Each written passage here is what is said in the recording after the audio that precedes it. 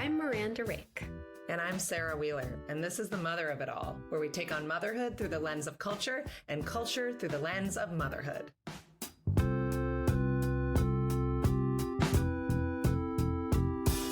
Hi, Sarah. How you doing? I'm okay. I am sick, but as we texted about, I'll just share it here for everyone. I had a really positive experience in urgent care this morning. I think that's something to celebrate. Yeah, I felt, we went to a holiday thing last night, and it was like the only thing I've done in like 10 days because I've been sick. And It's probably for the best. None of these yeah, things are really fun anymore, with great love to the people who host them, myself included. this I was really wanting to go to because it was like close friends in the neighborhood, and it was a cookie swap. And I was like, Yeah. I'm not missing a chance to get like 40 cookies, Right. So anyway, I think you want like 20 cookies. It's the 21st cookie that really does you in, but go on. It's a lot of cookies. But so we went and we kind of stayed late, and then we got home and I was like, whatever, I'm gonna let the kids sleep in tomorrow. So everyone slept in today, and then I like at 8:08 I realized I was late for an 8 o'clock meeting because I'm just like treading water, Yeah. and I think the illness is just I'm just behind in a lot of ways. And like the kids are almost on break and I'm sick. And yesterday, Griffin had a great day at school. He was super happy. And we were chatting about his day. And he's like, oh, by the way, Mom, you didn't pack me a fresh lunch. Like my lunch was my old lunch from the day before. It was like 2 bites left of a granola bar and Sounds good to me. finished pouch. And I was like, oh my God, I'm so sorry. And he was like fine with it. Yes. But I was like, I think this is a lesson that you'll survive that. Everyone will survive that. Does everyone do that? Is that something every parent has done where you just leave the lunch in the backpack and that's what's there for the next day? Yes, 100%. I've done Okay. that. And I'm just like, if you don't, you could eat school lunch and this wouldn't be a problem, or make your own lunch. It's true. And I do have to say, true. too, we are recording this in the past, as always. But this time, we're recording it in 2025, and people are listening to it right now in 2026. And I don't know if that means that, like, we and our listeners will be going through some kind of, like, hole in the space-time continuum. And, what that hole will be like, if it'll be fun, if there's good restaurants there. But this is like a weird time warp because it's such a like specific moment to be pre-holiday where we are right now. So is there anything you want to say to your January 2026 self from your December 2025 self? You made it. You made it. Yeah. You survived. Yeah. Okay. Yeah. Yeah. The kids are probably almost back in school. Are they back in school? Yeah, I don't know. There's great. no way of knowing. It's always Nobody whenever knows. they get back is the day after you think they get back. Is that Monday? They get you with that Monday. Are yours home on Monday? Oh yeah, it's always 2 weeks, and then the Monday back, like January 5th or whatever, is a PD day, which like Bless will be talking today about, how much we love our teachers. PD is important, but Lord. Ours is not. Ours is not. But they do that 4-day weekend after spring break. That's our like gotcha. That's your curse. Yeah. No, the Monday is like they'll always be like 5 parents up in the chat on that like Sunday night being God. like, wait, we don't have school tomorrow. Yeah. It's Oh, it's like that's the day where you just thinking. like throw them dry food in front of the screen. Speaking of children and whether or not we are destroying their brains systematically, we are so excited to have our guest here to answer that question and more. I've been wanting to have Jack Schneider on the podcast for quite some time and looking for an inroad. So thank you, Culture, for bringing us some interesting content to bring Jack's way. Jack is an education historian and professor at the University of Massachusetts Amherst. He's the author of 3 books, most recently The Education Wars with Jennifer Berkshire, and the co-host, also with Jennifer Berkshire, of the Have You Heard podcast, which is a fabulous place to find engaging, up-to-date, very, entertaining coverage on education. Jack also founded the Massachusetts Consortium for Innovative Education Assessment, which seeks to expand how we measure school and classroom performance, and which I'm sure we will touch on today. Thank you for coming, Jack. Thanks for having me. Good to be here. So Jack, we always start the podcast off asking who's caring for our guests' kids. I do have to add that our last guest was Courtney Martin. We talked about elder care with her. And in the spirit of Courtney, I'm gonna try to, impromptu expand this question to who's caring for your loved ones, any dependents that you have at the moment. Right now, it's indoor track coach Dave Dickerson, who is Woo! making my sophomore daughter run around in circles right now. So that's Coach Dave. Yep. Coach D, as Wow. he's known. Coach D. Okay. Is he like tough love? What's like the vibe? No, just love. He's just Oh, a supportive. I don't know if your listeners ever think about the coaching that their children get, but the influence on me as a student that I experienced from my coaches was as powerful as that of my teachers. And I also became a coach. And I will tell you that it is horrifying that our children will spend most of the day being challenged and supported and encouraged to work well with each other, and oftentimes will then get the exact opposite message out on the playing fields, but not from Coach D. Coach D yeah. is like a great educator. It's just he wears a whistle around his neck and forces you to run the 1,000 and the mile, in my daughter's case, instead of, like factoring equations and doing whatever else she's doing in 10th grade. Yeah, that's beautiful. Yeah, my daughter had a cheer coach who I think changed her trajectory on. I mean, she's 7. It wasn't her trajectory was just it Got her continued off the to streets finally. grow inches. Yeah, finally. Yeah, right. All the other treatment options had failed. But she, that little girl kind of moment. I don't know if your daughter went through this where I feel like depending on their personality, sometimes they're kind of staring down two options. It's either they kind of go with some of the cultural visions they're seeing of the world is kind of a scary place for me and I have to retreat and be timid and pleasing versus I have to claim my little girl power. And she went the second way with Coach A. All right. Great. We got a few more letters in the alphabet we need to cover, but then we'll have our superhero series ready to go.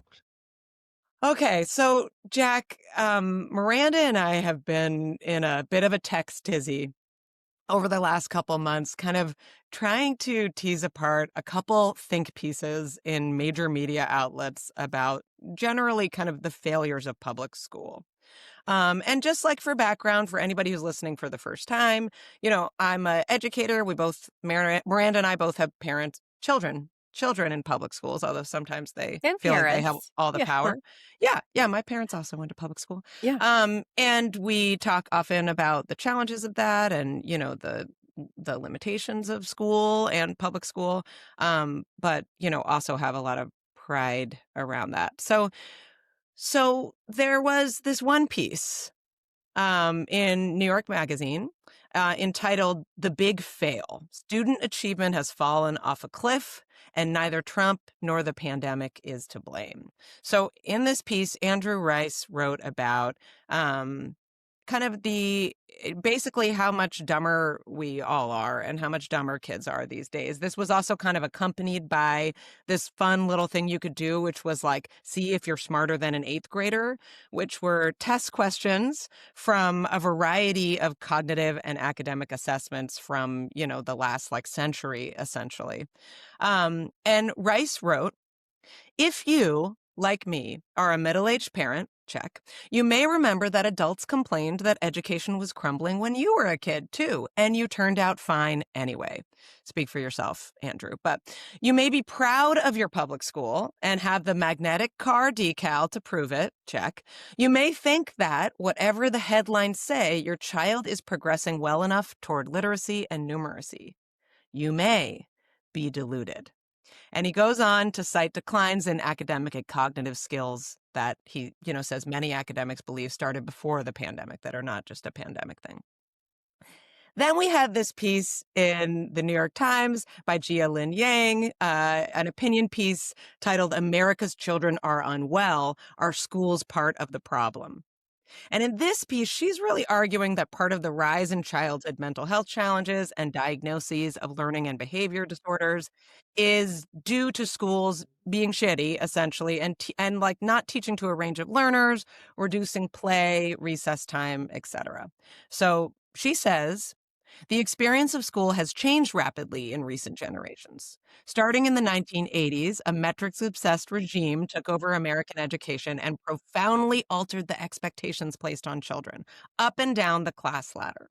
In fact, it has altered the experience of childhood itself. This era of policymaking has largely ebbed, with disappointing results. Math and reading levels are at their lowest in decades. The rules put in place by both political parties were well-meaning, but in trying to make more children successful, they also circumscribed more tightly who could be served at school at all. So that's a lot to unpack. We got time. Let's start with this first claim, Jack, that schools and the students in them are worse off than they were in the past. What do you make of that? Yeah, that's not true. That is so demonstrably not true that it's almost worth just moving on. And I particularly appreciate his duplicitous move to say, like, you might think that this is the sort of claim people make in a kind of clickbaity way, although they weren't baiting you with clicks 40 years ago. It was trying to get you to buy a newspaper. But no, I'm going to assert that that is not true. That is true. That's people, as long as there have been public schools, and in fact, prior to the advent of anything we could call a public education system, people have been claiming that the schools are failing to accomplish a variety of aims that we have heaped at their doorstep. There is simply no merit to any claim that schools are now, here I'm going to bracket and say, like, plus or minus a few years, but that schools are anything other than the best they ever were. And this is true whatever time period you're looking at. Now, this story of perpetual progress is not a story of A to Z, reaching the end of the rainbow in the pot of gold. This is a long slog toward a goal that we will never reach, right? It's like a mathematical limit. We can only approach it. The goal is so ambitious. It's to serve 50 million kids, or however many kids we will have at that future date. It's about 50 million. To serve them in a way that advances their own self-actualization, the kinds of efficiencies that we value as a culture, including preparing them for jobs and doing this whole thing without bankrupting ourselves as a country, building solidarity among young people in a way that translates into effective citizenship in a democratic republic, assuming we will still have one at this time in the future, and a variety of other aims, right? Like, hey, I particularly value the arts and would love to live in a society where people can do that stuff. Or, hey, like, I value racial justice. Wouldn't that be a cool thing to accomplish through the schools? Or maybe students shouldn't be, drinking as much as they do. There are a variety of either big scale or small scale aims that we are always trying to enact through the schools. The list only grows. Almost nothing falls off the list. It just continues to grow in terms of our ambitions. And the expectation that all of us will be included is the chief driving force of the progress that we have made over the past approximately 200 years. There's no creation date for like America's public schools. In fact, there's no such thing as America's public schools. We've got 50 different relatively autonomous state systems of education within which there are 13,000 public school districts, which each have their own kinds of autonomies, and 98,000 public schools. But if we say, hey, it's a history of about 200 years, and there's been a lot of rhetoric about equally serving everybody because this is something we pay for with our tax dollars, so therefore it ought to serve everybody. Right. We can then say that's a promise. That's a promise that got made and that gets made every year, every day, and that communities have fought to be included in that system. Communities that were once formally or informally excluded have been included. That's a big chunk of the story of progress, is communities fighting to be included and fighting to be equally treated inside the schools. Right. And then the other part is about growing professionalization and learning as a culture what it means to try to accomplish those aims in a systemic way. So let me give you a couple quick examples, and we can back up to this ludicrous claim. So a couple quick examples would be, once upon a time, Sarah and Miranda and Jack want to be teachers. So what do? They either really go to school for X number of years, hopefully about 1 year beyond the grade that they want to teach, or they just say they did. They amble into town and ask local officials, do you all need a school teacher? And if the answer is yes, they present their qualifications. Well, let me tell you, I'm a graduate of 8th grade. Check out this nice Bible I have. I'll do a little reading from it for you. Or perhaps you'd like me to get my McGuffey reader out and show you my I got my rulers so I can slap kids on the hand. Oh, yeah. Oh, you want to see? Well, there's this great one, and careful, we can go down a number of cul-de-sacs here. There's this fabulous line. Oh, God. Can I remember it exactly? It was an excerpt from an interview that was conducted in the 19th century of a prospective teacher. And the school committee member, well, we say school committees in Massachusetts, school board member who is interviewing the teacher says, I just have one question. Can you make our big boys behave? And the teacher says, I have been known to take a stick to the big kids who won't comply. And the school committee member says, I've heard everything I need to know. You have my full support. Not a great set of qualifications that Jack and Sarah and Miranda have for teaching. And over time, this is one of the kinds of things that we've built out a system for. Is teacher education perfect? No. Is it easy? No. Is it expensive? A little bit. Does it limit our pool of applicants? Yeah. Does it do a heck of a lot more than, like requiring that you make some promises about being able to keep the big kids in line with corporal punishment? Yeah, I'd say that's progress, right? And we can come up with examples like that when we look at things like the curriculum. Like, gosh, it's a kind of stale curriculum with a bunch of books that are, really more reflective of what 40-year-olds used to read. But it's a heck of a lot better than it used to be, right? It's not zoology and mechanical drawing and, Bible verses. And so we could talk more about how and why schools have gotten better. They have. It's demonstrably true. They serve more kids than they have ever served in their history. That's true basically every day that sentence comes out of your mouth. And are there some fluctuations from like 1 year to the next or, within decades? That's a little bit more contested. COVID did have an impact. There's lots of evidence of that. But prior to COVID, we saw NAEP scores. And what is a standardized test measure? Gosh, not everything, certainly, but something. And NAEP scores were kind of steadily on the rise for decades. And there's lots of other evidence that we can point to that students are learning more decade by decade than any previous decade. And let's just finish dunking on this ludicrous article by saying there literally is the same dumb article every year or every 5 years that says, Johnny Can't Read. Everybody go to your library and get a copy of Johnny Can't Read and then take a look and see what year it was published, right? This stuff happens, and it's because we have these anxieties about our society. Like, well, are we going off the rails? Are we coming apart at the seams? Are we going to compete with our international competitors? How's our economy doing? And where do we turn when we have these anxieties? We turn to the schools, right? Because they're making the future of our society. Yeah. Well, and also, I mean, I don't think, just like a tiny aside, but also they're usually staffed by women, so they're easier to dunk on.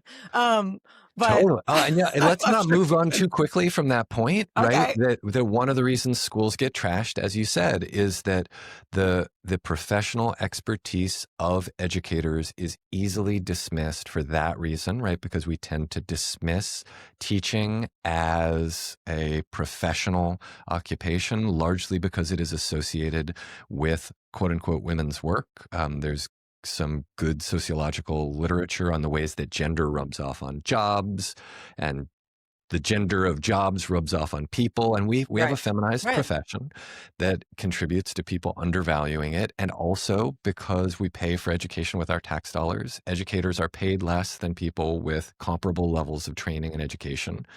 That also leads to us thinking that teaching isn't as hard or as professional as it is. And then third, everybody goes to school, right? So unlike plumbing or electrical work, where it's like, oh my God, I'm not touching that. I could break my house. Right? We all think, oh, teaching. I listen, I watched teaching for 12 years. How hard could it be? Right? Yeah. Stand in front of the I think class, there's write some some stuff on parallels the with board. parenting in a sense of like, that it's like generally thought of as women's work. It's something we all experience. So it's easy for us to get together and hate on. And like we assume that there's not really like much skill involved because it's something that is so, general. I want to go back. I know there's going to be a lot of acronyms today. I just, the National Education of Assessment of Educational Progress is NAEP. Those are national test scores. And I just want to kind of link up, one that I really appreciate what you're saying about teacher education. I've worked in a teacher education program for over a decade.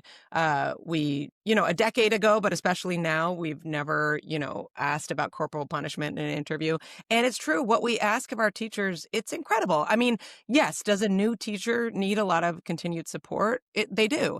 And every year we're kind of adding more of that as well. Like I'm seeing districts, creating positions where there are coaches for students for the first 5 years. And they're kind of thinking of that more as not a probational period in a, any kind of threatening way, but as a support period. That's a little bit different because coaches for teachers. Yeah, that we're trying to address this challenge of teachers kind of leaving in the first few years.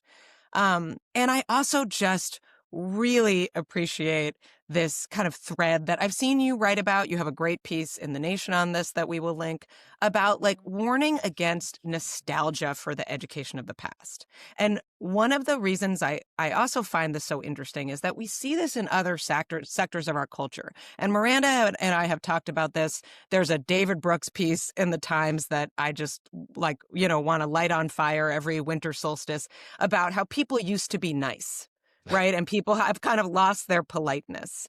And, one of the many things that I find very off-putting about that is he is talking about a time, and he's literally like citing examples and time periods when the rights of anybody but white men in this country were heavily restricted. And he's saying like, but we used to say thank you. And like someone would hold the door for you. And it's like, really? That's kindness to you? So I do think like you referenced the Archie comics in your piece about educational nostalgia. Like, we weren't serving kids with special needs on like a, legal basis, like a have to basis till 1975 in this country. Right. And so I do think this thing about both that we continue to ask more and more of schools and to add more, but also that like when we're talking about that one room schoolhouse, who was that for? Not only how effective was it, but who was that actually serving is a really important question whenever we're doing this. Yeah. Yeah, absolutely. And also, I want to name the second article that you read from and say that even though I'm more sympathetic to that kind of argument that schools are more oriented toward the curriculum that is tested. Let's resist the urge to call it the academic curriculum, because there's plenty that is academic that happens inside arts and music Mm-hmm. education, or in the physical Mm-hmm. education classroom, Yep. or in clubs. But even With if we Mr. say, D, what's that? Coach D, Coach Oh yeah, D. Coach You D, can, right? I'm sure Yeah, there's math out there. yeah, Yeah. it could be. What's 1,000 meters Yeah. I have no idea. yeah, exactly. So, I didn't do uh, track. so if we just look at the tested curriculum, we can see that there is more emphasis placed, and this is in the post-NCLB era. So since George W. Bush signed No Child Left Behind into law in 2002, we've seen a disproportional emphasis on what used to be called English, but which is now ELA, English Language Mm-hmm. Arts, and math, and particularly in the tested grades 3 through Yeah. 8, as well as 1 year of high school, usually 10th grade. And there's been a decline in many schools in the number of minutes students get in other subjects, as well as the minutes of recess, lunch, etc. That's Right. real. That piece is And true. Mm-hmm. at the same time, the kids are all right. It's like, yes, we should have more time for play. We should have more time for arts and for music and for PE and for clubs. But to say that our schools are in crisis and all of our kids are suffering in terms of their mental health because of this is not a helpful kind of argument. It's not helpful because it creates the illusion that our schools are in crisis, that our educators are not in control of the situation, Yeah. that our leaders are clueless. And by this, I mean our school and district leaders. There are Right. some leaders who are clueless. Um, and that is not the case. They, in many ways, continue to exercise professional discretion with regard to ensuring that good stuff is happening Yeah. inside school. And Yeah. yeah, anyway. And I've also seen, my one big beef too with that piece was that as a special educator, there is wide variety. I mean, you make a point in your writing and you kind of said it at the top, but I think it bears repeating that, like, when we talk about quote unquote schools or even public schools, right, we're talking about a really wide range of kind of approaches and practices and structures that happen based on states and districts, and it's hard to generalize. And I think that if we're talking about like everybody making movement from their baseline, we are seeing an unprecedented level of understanding, of teaching towards neurodivergence and disability in public schools. Again, like it's only been 50 years that we couldn't say that we can no longer say, sorry, you're disabled, stay home. Mhm. Right. And so since then, the laws have gotten better, the practices have gotten better. I'm just seeing teachers. I train teachers, and 10 years ago, I was training general education teachers just on like how to, attend a meeting, and even talk about a kid with special needs, a disabled kid who's in your classroom, but they don't really belong to you, right? Like they belong to the special education teachers. Now I'm training those teachers on how to support and include those kids in their classrooms. And that is not everywhere, but it is a trend that is definitely having an impact.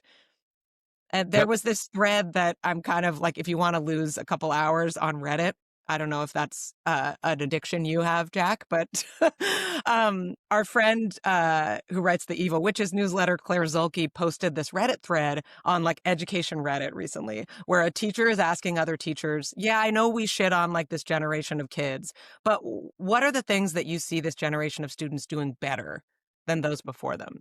And so there were a lot of responses, but so many of the comments were about inclusion, about advocating for themselves and like vulnerable peers, about David Brooks, listen, kindness. Um, Yeah. and I love it so was such a I want more heartwarming recess read. too, but Yeah. yeah, It yeah, was a good read. It was like I feel like, Sarah, you sent me that, and it was like a lovely thing to read before I fell asleep because it was so like uplifting. Like it was so sweet to hear what they were noticing, and also like reminded me of what is so beautiful about teachers. Like they're seeing this, they Yeah. are recognizing it, and Yeah. they're reflecting on it.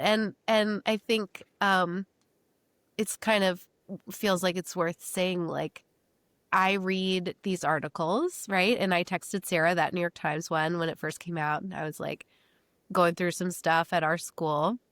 And both Sarah and I feel like, are so involved at our public schools. Like we are peering behind the curtain. And I mean, Sarah, you've already been behind the curtain, but it's like, it's kind of a dangerous thing, right? Because you get really close to like all the cracks, and you see how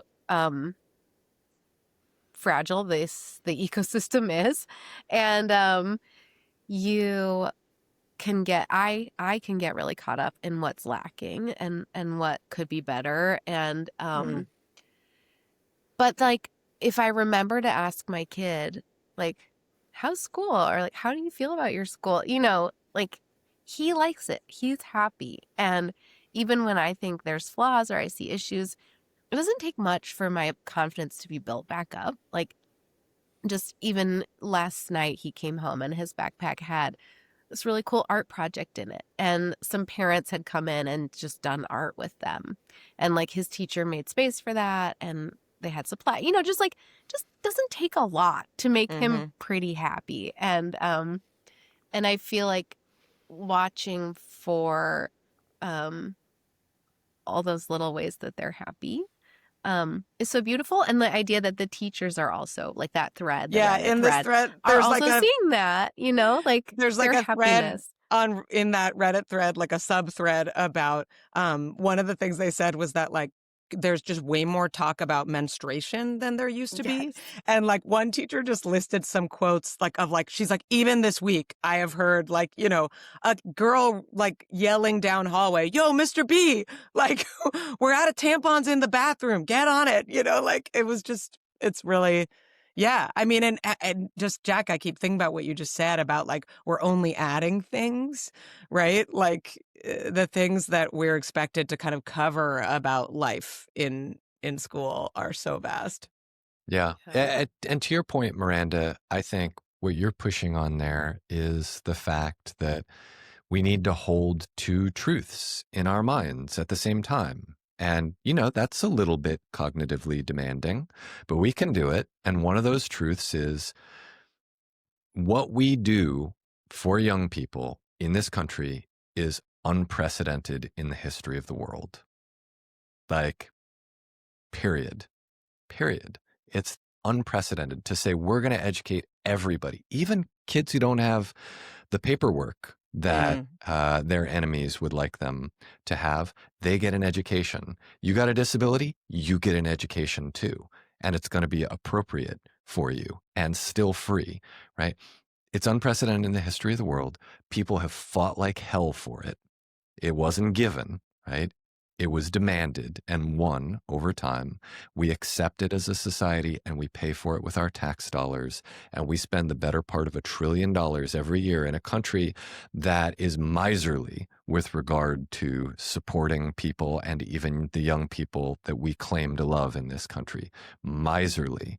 And we have this educational system that is, now we're moving over to the other hand, this other truth that is imperfect, that is underfunded, that is still unequal, that still suffers from segregation, that is still too focused on what you needed to know in the 19th century in order to go to college, that is still racially unequal in terms of what gets covered in the curriculum. That is, we could go on and on and on, right? Both of these things are true at the same time. And so we all need to, on the one hand, protect and preserve what we have won, this basic framework for serving all kids, and fight to change within that Yeah. framework, all of the things that fail to live up to this really grand promise of serving every kid equally and of doing all those things we were talking about, 20 minutes ago, right? Of building solidarity, of building national strength, of helping young people self-actualize. All of that probably can't happen to the extent that we want it to happen simultaneously, but it's the grandness of the ambition that keeps us scratching and clawing every single year for improvements, and we mostly don't get them, Yeah. and we do get a lot, and that is how you win sustainable change over time, right? It's really easy actually to convince people to burn something down and then try to remake something and lose all of the good stuff that was there in the process, right? Mm-hmm. And it's also really easy to say like, ooh, change is hard. No thanks. The hard thing is to say, hey, we want to like keep a What lot are of we going this to do? Yeah. and we want to make change. And it only gets more complicated when we say like, and we all get a say in this because we're all going Right. to get served by this. Well, let me Mm-hmm. ask you, Jack, okay, so if schools failing is, inaccurate, and also I think it's important to repeat kind of dangerous. I'm looking at the statistic about that public school parents are actually mostly satisfied with their schools, but the general public opinion of public schools is a lot lower. And I wonder if that speaks to kind of the factors that we talked about where we kind of disrespect schools in lots of ways, both kind of because of who's in them and who's running them, and also because of media coverage. So if that is untrue, dangerous, what are the narratives that you think parents should be caring about? You just wrote this, beautiful book, where you talk about this and kind of like what's happening in now 2026 that we should be kind of worried about related to schools, and that might lead to kind of some of the advocacy that you're talking about. Yeah, I think that one of the things that parents and all of us as citizens should be paying attention to is the outright assault on public education. That is probably the biggest threat that our schools have faced in a century, maybe ever, Mm, because prior efforts to to transform the curriculum or to throw particular kinds of teachers, right? E.g., communists, as we've right. branded them, out of the classroom, or homosexuals out of the classroom, right? There have been movements like that. That's the Mm, rhetoric. Dangerous, awful, life ruining, disruptive. That's happened, right? Efforts to purge the curriculum of things people didn't like, right? Most yeah. listeners probably have heard of the Scopes monkey trial and Mm, the conflict over the teaching of evolution, right? That stuff has happened ever since there have been taxpayer-funded schools. But those battles have usually happened within the context of people believing that public education should exist, right? They're fighting over what it mm, should look like. Sometimes yeah. those fights get nasty Mm, in terms of who belongs, for instance, right? So the fight over racial inclusion, which by the way is not over, never over, that's a nasty, no good fight. But even that presumed the continued existence of a public education system. yeah. Whereas what we're living through right now is an effort to dismantle the public schools and to replace the public education system with a privatized system that would do a number of things, including drastically reduce what we spend on education in this country. And we can see this in efforts that have unfolded in places like Arizona, where parents have been encouraged to pull their kids out of their local public school and request what is called the education debit card. And you get the state appropriation, which, by the way, is less than would have been spent on your kid in a traditional public school. You get that amount loaded onto a debit card, which is untraceable. So you can spend it on anything you want. That's by design, because the goal is to get those dollars out of the public education system to make it less What? stable, Like, to you could lead go to to its collapse. Target? There's no way they can't trace it, right? So you're encouraged to, or technically required to spend it on your child's education. You could spend it on ABC Mouse. You could buy an iPad and say your kid is just going to learn on a tablet all day. Right. But they Right. have no way of telling what you purchased with it, and that's by design. So you could just use it to go on a shopping spree if you wanted for yourself, and buy a bunch of new audio recording equipment to take the pod to the Mine next sounds level. amazing. And there are programs like that Yeah. that are unfolding at the state level all across the U.S. And they're not just about reducing spending. They're about undermining teachers' unions, because education is the most unionized sector in this country. And I think most disturbingly, they're about pulling us apart as a nation and allowing us to fragment, right? To become little tiles rather than a mosaic, because there is an ideological position among many of the architects of this effort that we are not a society. We are a collection of individuals, and each individual should be a complete free agent. And that's not what you are in the public education system, right? One of the things that our public schools do is teach you, well, actually, you live in society. Well, actually, you don't get to do the thing you want to do all the time. And maybe we overcorrect on that side. Maybe there should be a little more room for like, hey, I'm a kid who needs to move around a lot. But one of the things that you do come out of the public schools in most cases knowing and believing is, well, I'm a part of something bigger than me, and I need to make compromises around a lot of things. And also I can get along with all kinds of people. So this is one theme that people should be paying attention to, tuning in on. You mentioned, Sarah, the Education Wars, my most recent book with Jennifer Berkshire. We wrote a book prior to that called The Wolf of the Schoolhouse Door. Hopefully both of those books are in everybody's libraries. Go to your library and get a free. They're both in mine. Okay, get a free copy, photocopy or take pictures with your phone of the chapter that you like best, and then send it to your friends and make sure everybody's informed, or listen to our podcast. We're usually talking about stuff like this. We do a podcast called Have You Heard? No question mark. Who knows why?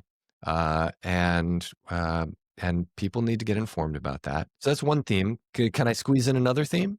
Yeah. I just want to highlight too the thing that kind of blew me away, and it's kind of making me tear up a little bit, that this distinction between movements that are arguing about what we should do in the public schools versus that whether or not they should exist.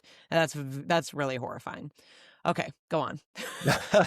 I'll try to compose myself. But I'm sure what you're about to say is not going to make me feel better. Well, let's linger for a minute on how horrifying it is, right? Imagine trying to convince Americans to do something as ambitious as educate 50 million kids regardless of background, and to spend approximately $14,000 every year for a minimum of 12 years, but in most cases 13 years, on every single one of them.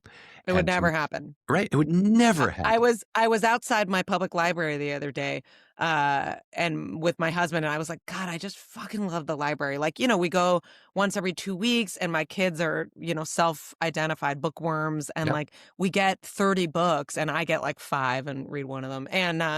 And they, it's amazing. And the librarians are incredible. And I just, especially now with just all the kind of nastiness, I just was like, I love the libraries. And my husband turned to me and said, if we didn't have them, they wouldn't let us make them.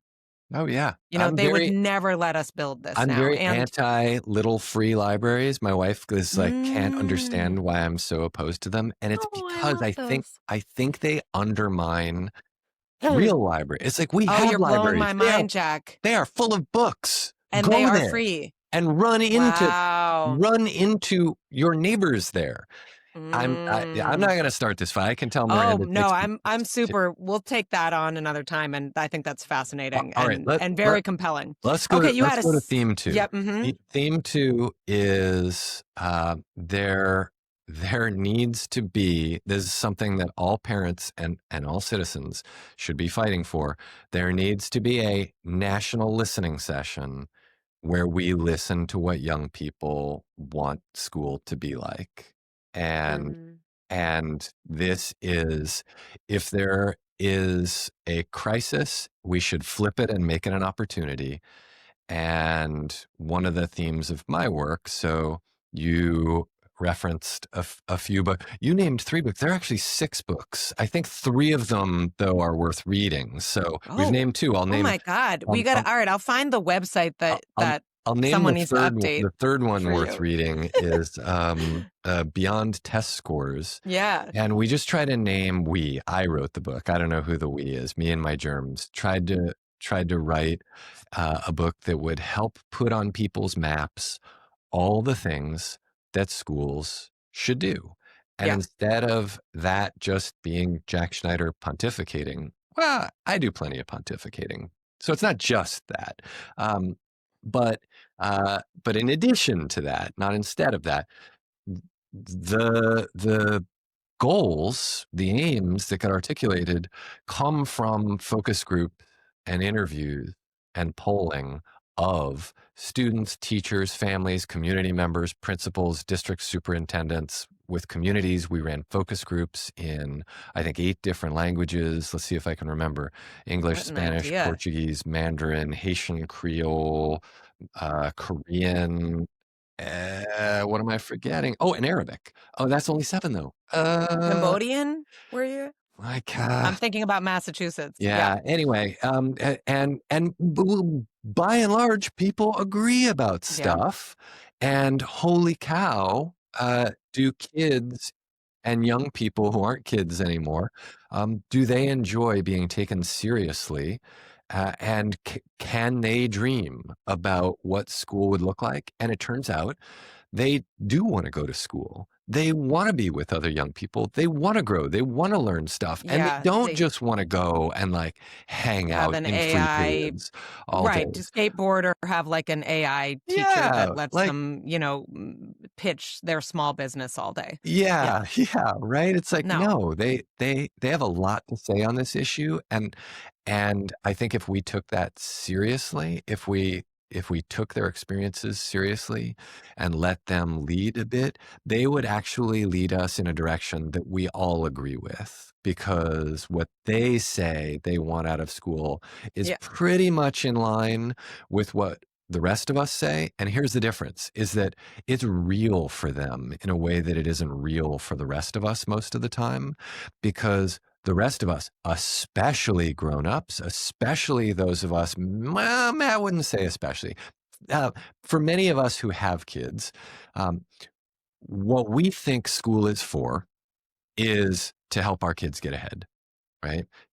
That's the purpose of school. That's the aim that has eaten everything else, right? School is a mechanism for producing social mobility. And there are reasons for that, including we have a society that doesn't allow for a tremendous amount of social mobility, and in which wealth is dramatically unequal, getting more unequal by the day.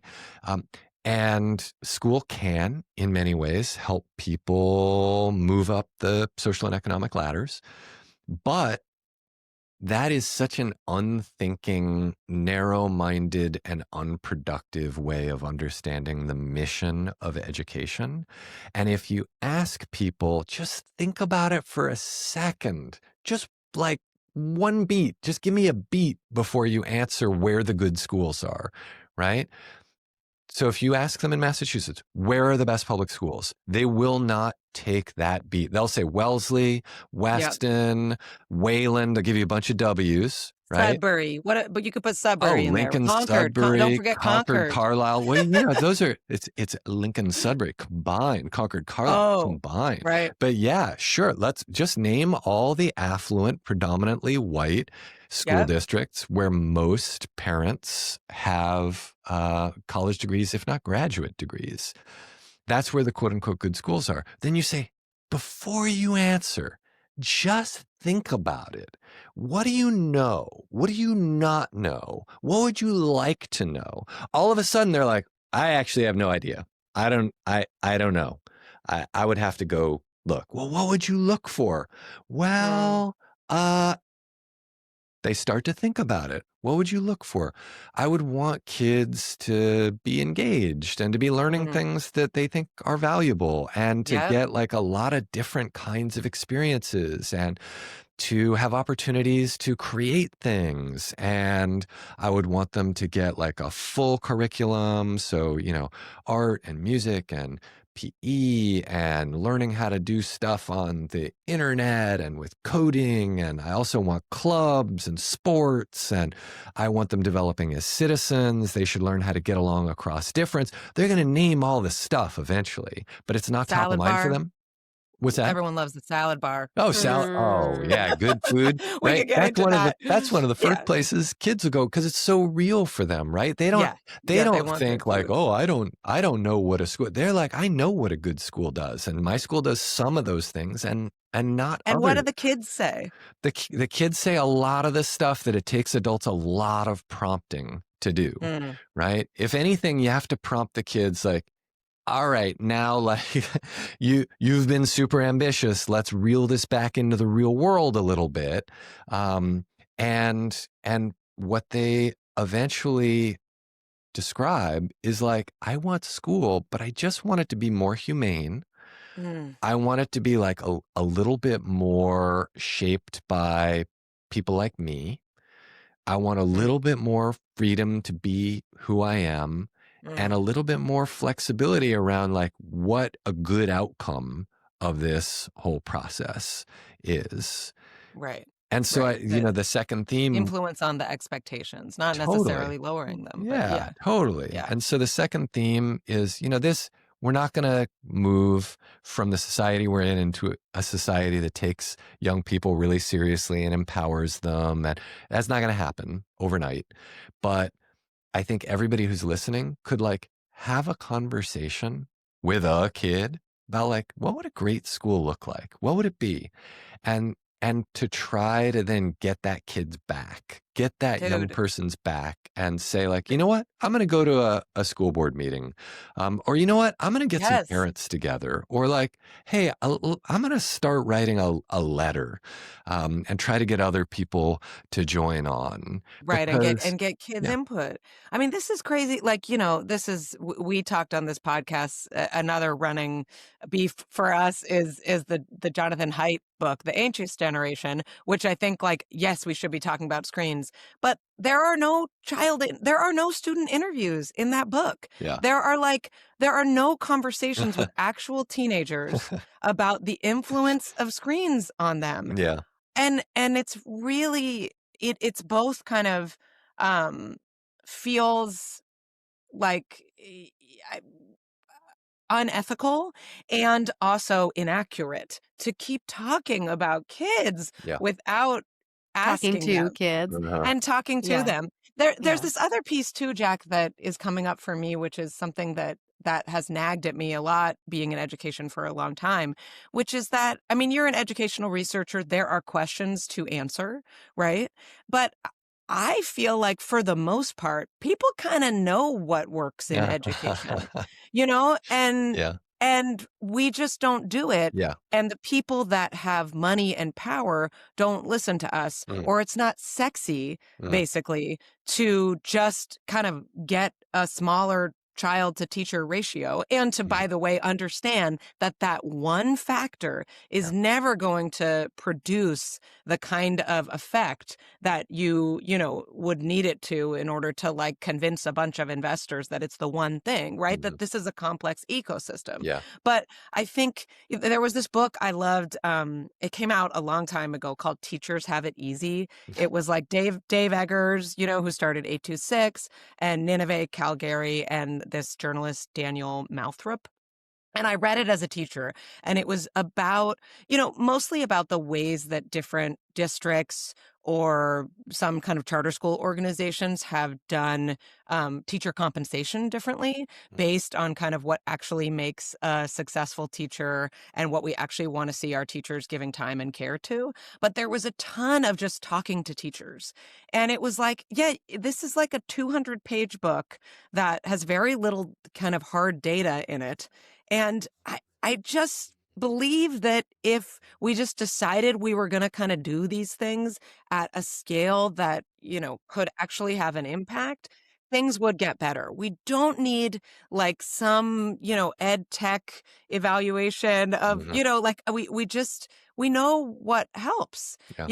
and maybe we need more tools for measuring it. Like I love your work around, project-based, teacher influenced measurements of classroom quality, right? Like I can see that's something we would want more research on how to do that right. Mhm. But in terms of like how to make schools good, just go into any school and ask them.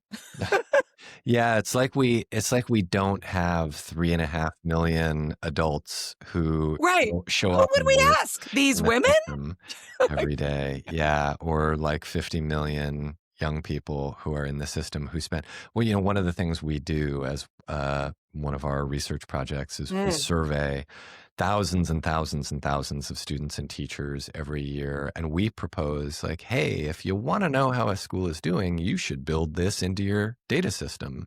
And one of the uh-huh. pieces of pushback I will often get is, well, that's not objective Right. information. It's like, Yes, it uh, is. okay, you're telling me that if the vast majority of students tell you that they are not engaged in school, that we don't have a real piece of information here. Right. You're Right. damn right we have a real piece of information Seriously. here. Yeah, Uh, so in California, we do the CHICS. We do the California Healthy Kids Survey. mhm. Um, and I think that needs to show up in more places. But that data is available. Is that not something that most states do? No, it's It not. asks In if they fact, survey parents, they survey yeah, students. lots of states are actually pulling back on their surveying right now, in part because surveys will occasionally ask questions about, like, the racial environment at the schools, or ask kids to self-identify their Oh, gender, or so right. they've been caught up in the culture war. But I Wow. do think there's a connection between theme one and theme two, and that is that we're in this terrible culture war right now. Yeah. Yeah. Schools are on fire as a result of all of the gasoline that keeps getting poured on them about, gender indoctrination or CRT or whatever the latest claim is. And also, right, theme two is like, hey, the kids are mostly okay and they know Mm, what they want and they know what they need. And mhm, the mhm, bridge between theme one and theme two is basically what you were saying, Sarah, is like we know how to do this. We know how to do this, so let's just do this. Let's stop fighting each other, and let's mhm, remember that really what happens inside schools most days is pretty normal stuff and pretty good stuff, and that it could always be better. And I would encourage every listener to just think about, like, what's the moment that the light got turned on for you in school? Because it happened for most people, not for everybody, and that's something that we need to fight for in the future, right? But for many of us, a light got turned on at some point, and that can look a lot of different ways, right? The light got turned on where I saw myself as an intellectual, or where I saw mm, myself as somebody who belongs, or where I realized that, like, I'm good at something that I didn't know, or where I realized I was interested in something, right?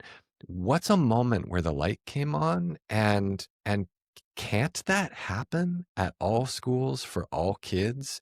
And then can it happen at all if we don't make basic guarantees for everyone?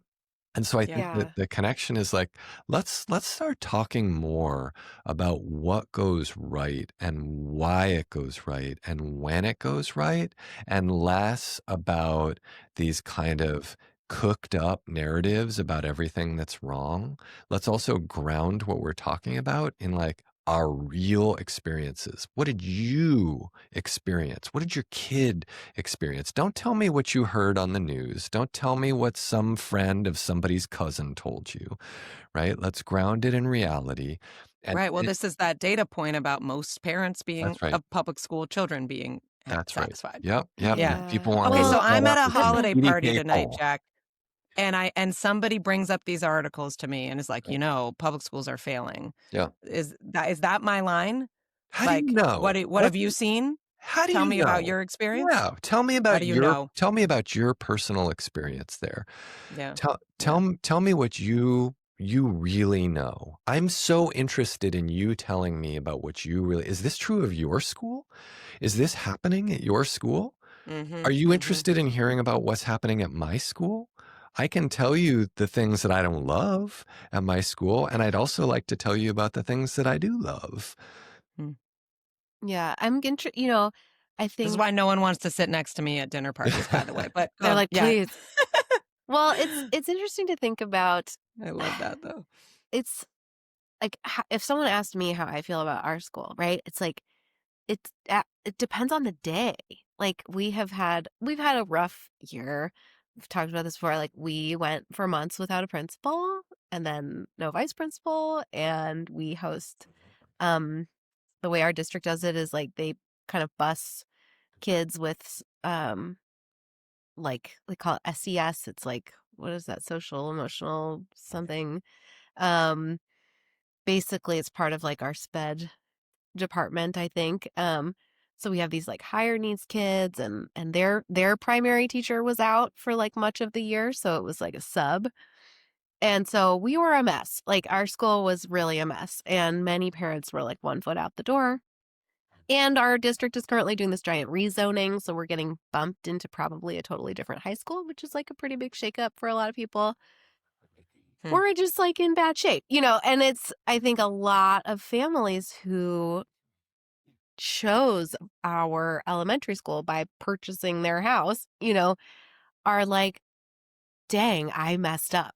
Like I invested my mortgage in public school is kind of how most of these families think about it. And I know this is coming from a place of like privilege. I have feelings about that statement. I know. But it's like me too. Honestly, I was like, do I put this money into a private school and stay in this cheaper house? Or do I try to put my money into a mortgage and put it in a school that is like good? I know this is a mess. I'm just trying to be honest, right? I'm trying to be like, this is a lot of people, especially now. I'm like, this is a lot of people, right? And like, I'm not steeped in education. I don't read about it that much. I haven't thought about it that much, right? I'm just like a parent being like, I don't know what to do for my kid. Where education takes up like, until he entered kindergarten, it took up like this much space in my brain. I just have to say too, you could stay in the cheap house and send your kid to that school. That is a possibility. We're running out of time to get into that. That was a possibility, I have right? to name it. Well, they had a years-long rat infestation, and I was so other parents were like, "Don't do it," and I was like, "Okay," you just kind of how do they know? Their kids were in it for years, all right. And they were like, the district didn't deal with the rats for years, and so now we're somewhere else. So I was like, okay. Anyway, it's just like, and I think Oregon schools perform particularly badly, is what I've heard. I'm one of those parents, right? I'm the test case for what we've been talking about. Like, but I think it's like, I do want to be there. I do care. I want to participate. We're not actually leaving. Like so many of us have had one foot out the door the whole time. And then you're just like, but you keep coming back, and you keep coming back to your kind of community and the neighborhood and the teachers and the people in the building. And you said it. Your kids okay. They're okay. Yeah. I mean, and we have some higher needs and stuff. But I think that it's like kind of what you're talking about, Jack and Sarah, like as people steeped in education, like in this world and in this history, it's like so valuable to hear because there's so much to know and like so many things. It feels like a microcosm of being a parent where it's like there's all this anxiety and you're trying to do the right thing and you don't really know. And all it takes is like one little article like this to kind of move your Yeah. needle Yeah. that day, Yeah. right? It That's moves a your yes. needle that way. And you're like, well, everything is really bad Sounds in pretty my scary. school, or like it kind of tips you and it Mhm. tips you back. And you're not even in the building unless you have the time to volunteer, which a lot of Right. parents So if don't. the answer to how do you know is only, this piece that I read in the New York Times, that's a problem. Right. Yeah. And Yeah. some kids don't talk about their day, right? Like a lot of kids don't really tell their parents much.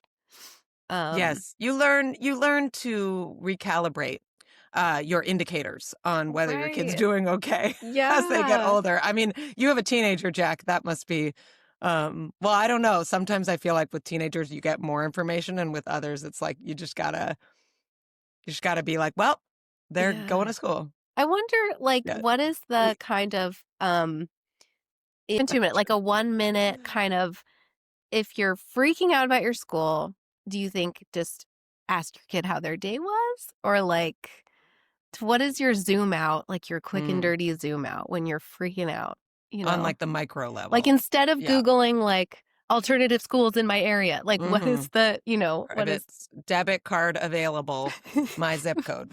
Yes. Yeah, I would say, first of all, there is such a thing as a struggling school.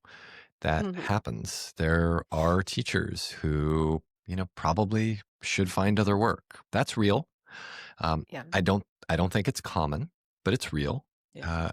And if you're really worried, like I'm really worried that my kid is not getting a good education. I'm really worried that my kid is unsafe. I'm really worried that my kid's teacher is a toxic influence.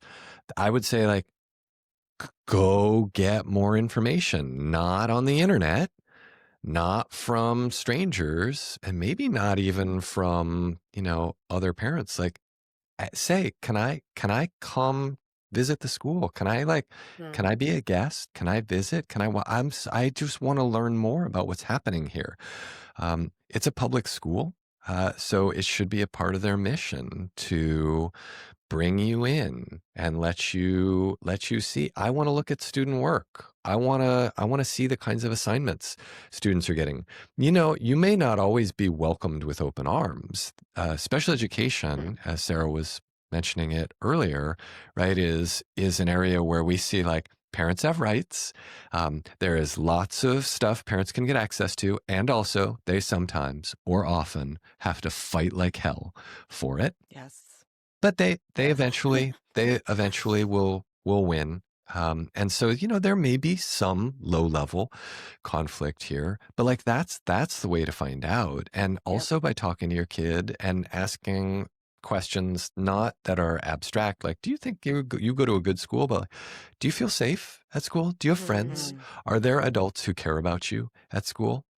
Do you feel that you're treated with respect by adults at your school? That book that I I'm mentioned. having this thought of like Mhm. giving your kid the Healthy Kids survey. I'll Yeah, link well, I to was it. going to You say can see the questions. the book that I Mhm. mentioned as maybe the third one that would be worth reading. Yeah. That hopefully is in your library. It's called Beyond Beyond Test Test Scores. Scores, Yeah. and it has a check. It has like a series of questions that Oh. you can ask. So go photocopy those questions, and then it's like, here are the questions that you should ask if you're trying to figure out, like, if this is a school that is succeeding. So That was my dissertation work too, basically. Like, how do you just ask kids how they're doing at school on a low level way? Yeah. Yeah, it's not that hard. That's great. You've got a list, because I didn't publish my dissertation, so you have the skills and the follow through. Well, we I will like that link. about you. I've Yeah. linked to that in the post, and it looks like Bookshop has it on back order. So I think you definitely do Let's go get to it your on front library. order. Or Let's or there you collectively go. Yeah, bring we'll it- bring it back. Bring it to the front. Well, Jack, yes. we are so grateful for all of your insights today and your emphatic, passionate, not just feelings, but facts about education. Are there any, before we let you go, any culture recommendations that are burning for you, for our listeners? burning, maybe not burning. So I had shoulder surgery Simmering. a few months ago, and I do Would you recommend that? Oh, yeah. Oh. If you have a torn labrum, go get Yeah, that sucker stitched back in. Okay. I do a lot of physical therapy. Like, I'm talking like 90 minutes a day of physical Oh my therapy. God, the patience. And I was complaining about how boring it is. And my wife was like, why don't you just listen to audiobooks? And I was like, oh, yeah. And then I was complaining to my daughter, thinking she might be more sympathetic. And she's like, why don't you just get an audiobook? So I listened to their advice, and I listened to a lot of books. One of them is Louise Erdrich's latest book. Came out, I think, 2 years ago. The Sentence? The Mighty Oh, Red. I just last night finished The Night Watchman. That's so funny. I'd never read, So but good. I haven't read her newest one. So good. Okay. And then a book that had been on my list for like 10 years that I had been meaning to get to, called The City and the City, which is like a weird science detective novel. Is it Ben Winters? No. Who is No, that? it's China Melville. Oh, yeah. And it reminded me a little bit of 1Q84 in terms of like weird, The Murakami book? weird Yeah. detective Oh, stories. cool. Yeah, it was really good. So those would be my Sweet. Recommendations. Those Thank those you. books and shoulder labrum surgery. Yes, the combination is really the Yeah. kicker. You may not enjoy Yes, the good. books as much if you skip the first part, which is If you're not like The just surgery. moving your arm against a there's wall a 4 physical inches component to for enjoying an this hour. book. I'll try it. I should be doing physical therapy too. So maybe this will be Everybody my should. inroads. That's my real culture wreck. Is There you go. everybody who's Preventive listening, PT. go to PT. Hang on, public service announcement. Let me say this to your audience. You know that pain that has been lingering, that you believe will go away. It is not going away because you are a person of a certain age. You may be of my vintage. You may have been born in 1980, in which case, surprise, you are in your mid-40s. You are middle-aged. You are breaking down. We were not designed to live as long as we are going to live. You need to take care of yourself. Go on the internet, find your local physical therapy provider, call them and say, here's my problem. When can you see me? Do it now. You heard it here, everybody. We'll get you some follow-up when we have you on next. Yeah. I'll let you know how I'm working on balance with my physical therapy. Oh, great. And my shoulder's messed up. And now I'm thinking, what if it's the labrum? What if it's the labrum? It might be. I don't know. Yeah. Okay, you get your labrum curious. All right. Thank you so much, Jack. We're so grateful for your time. We hope your daughter isn't upset if you're a little bit late to pick her up. She's learned to be patient with me over the years. and Coach D understands. Yep. And we hope to talk to you again, as I'm sure all of this is going to continue to rapidly unfold. But thanks for helping us get our heads right. Yeah. Thank you. Thanks for listening to the mother of it all. And like my mom always said, how do you know?